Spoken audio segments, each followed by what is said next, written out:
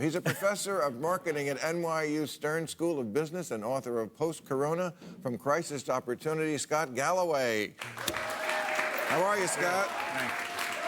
Jeff Bezos lost $38 billion in his divorce, and he made it all back in a month. He made $35 billion in 1 month. What does this tell us about America, gentlemen? We've had one individual add the GDP of Hungary to his net worth since the first virus, and that's Elon Musk, just in time for him to peace out and move to Texas so he doesn't have to pay taxes. We've seen billionaires go from $1.9 trillion in wealth to $4 trillion. The dirty secret of this pandemic is that the top 10%, much less the top 1%, are living their best lives. We talk about the S&P 500, it's the S&P 7. There's now 7 companies that have 51% of the market cap. Amazon, since March, has added more market capitalization than all of European retail. We have effectively 4 companies that are so dominant. There's more, we've been overrun. There's more lobbyists, full-time lobbyists in Washington working for Amazon than there are U.S. senators. There's more people working in PR and comms at Facebook, manicuring and Mark and Cheryl's image than there are journalists at the Washington Post. Yeah. We are so beyond any sense of balance in our economy. The ecosystem's out of control. We absolutely need to break these companies up. Amazon, Apple, Google, Facebook, 21%. One company deciding 93% of the time when we type in overthrow government, whether you get instructions on how to build a dirty bomb or voter registration. Should one company control those decisions 93% of the time? Should one person control the algorithms that decide the content that the Southern Hemisphere plus India receive? Should one company effectively control 97% of all increase in value of all retail? The largest business in the world is U.S. healthcare.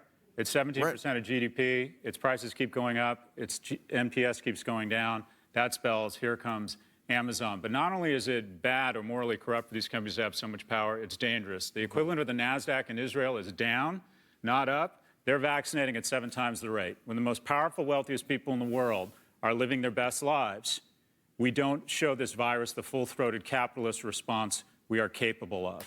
If Amazon stock had declined 70% instead of risen 70% in the last 10 months, when a van with a smile shows up in my driveway tomorrow morning, someone would have jumped out in a lab coat and vaccinated us. We are living our best lives. This virus has not seen what the U.S. is capable of because stop, it hurts so good if you're the shareholder class. Look, we're just coming to the realization that Facebook is not going to take care of us when we're older or concerned with the condition of our soul. Teen suicide is skyrocketing because of concierge bulldozer parenting, where we've created this Princess and the Pea syndrome with our youth. But we've also addicted them. We've also addicted them to social media. There's all this talk about movements among young people, whether it's GameStop or other righteous movements. Right, because they won't take away the phone. But you want a movement. Right, the parents. Right. You want a movement. Acknowledge that the food industrial complex wants to make you fat and vulnerable to viruses. If you want a movement, realize that every social media platform is trying to divide you and enrage you. You want a movement? Instagram is trying to make you feel worse about yourself. You want a movement? Then rebel against addiction, divisiveness, and a lack of self-esteem. And it means going after these companies and holding them accountable for the damage they are doing to the Commonwealth and to our kids. You have kids, your world of work, your world of friends, your world of kids, something comes off the tracks with one of your kids, your whole world shrinks down to those kids. And a lot of times in COVID, it's because the brain has been rewired because of these goddamn devices. Yeah, but This guy's a walking applause break. tell us how you really feel. But honestly, You're a They have professor, booze right? in the dressing room. no, but honestly, you can go to any era. Rock and roll was the devil for white kids who were hearing black music. Fair point. You know? Yeah. Fair point. Television was killing us all Yeah, socially. well. Every era, there's something, you know. I mean, Zoom. But those things really didn't.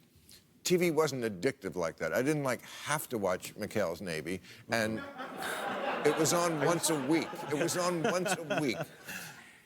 Yeah. I'm going to go back to your thing, but you started with crony capitalism. I mean, you didn't say those words, but that's really what we're talking about. Is 100%. that? Okay. Communism, we tried it. It wasn't that long ago, just too long ago, if you have that idea in your head, well, I wasn't alive for it, so I shouldn't know about it. Well, maybe you should, because we did try it. And I would say communism is worse than crony capitalism. Even crony capitalism better than communism. Would you agree with that, Professor? Capitalism is hands down the best system of its kind. What young people are seeing today, it's not capitalism. We have rugged individualism on the way up, and then we have we're all in this together on the way down, and we have socialism. Capitalism on the way up, where 5 CEOs of airline companies make $150 million, use all their excess cash flow to buy back stock so they can artificially inflate their own compensation, and then shit gets real and a pandemic comes and they don't have any money, and all of a sudden we're in this together.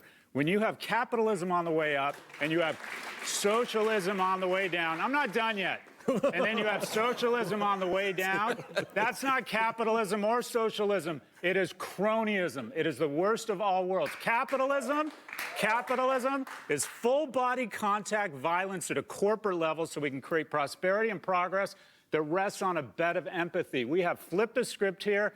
We need to be more loving and empathetic with people and more harsh on companies. Capitalism, we should be protecting people, not companies. Fucking Delta, burn, baby, burn. My opinion on those things is sometimes we make too much out of definitions, you know, and these things can be debated philosophically and that sort of thing. But in the practical, like, for instance, capitalism isn't even in our Constitution. That word isn't in the Constitution. Right. You know, but our country, since I would say Teddy Roosevelt, we've expanded what capitalism and the government's role in trade is, you know. And during the New Deal, we redefined the government's role with the person, you know, with Social Security. The government can intervene directly with people, you know. And since then, we've never had a pure form of capitalism for a good 150 years. You know? But it's always been expanding and redefining itself. And now, with the payments, with the stimulus payments, once again, we're expanding the role of government and how people feel about that role of the government directly in people's lives. You know? yeah.